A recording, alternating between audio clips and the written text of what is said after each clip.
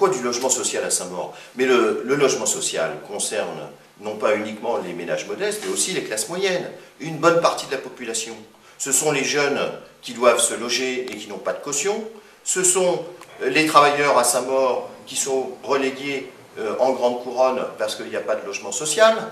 Ce sont les ménages modestes qui doivent déménager pour cause d'expulsion, pour cause de hausse de loyer et qui ne savent plus où aller.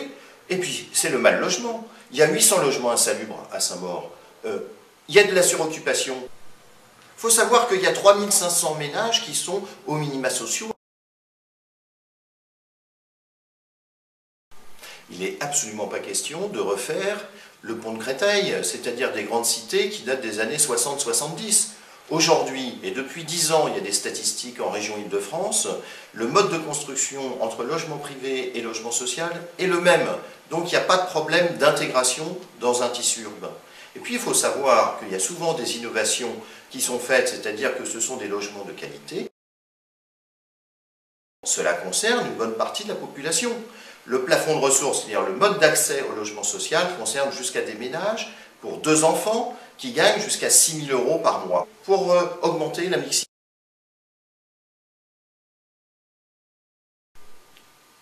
Le principal scandale en termes de logement à Saint-Maur, c'est qu'on a une municipalité qui ne veut pas appliquer la loi.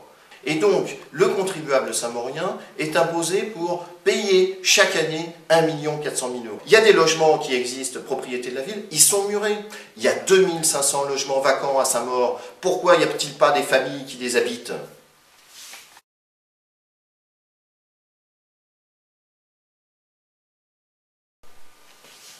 Nous voulons pour les prochaines années rattraper le retard et créer 300 logements sociaux par an.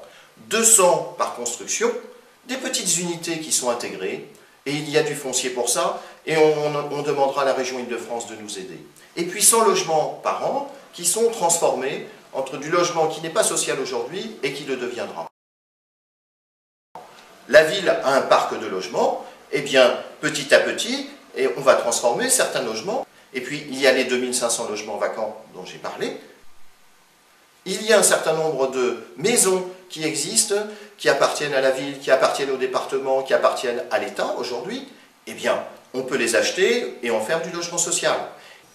Et c'est aussi pour toutes ces raisons que notre liste considère le logement comme une priorité et j'y suis engagé fortement.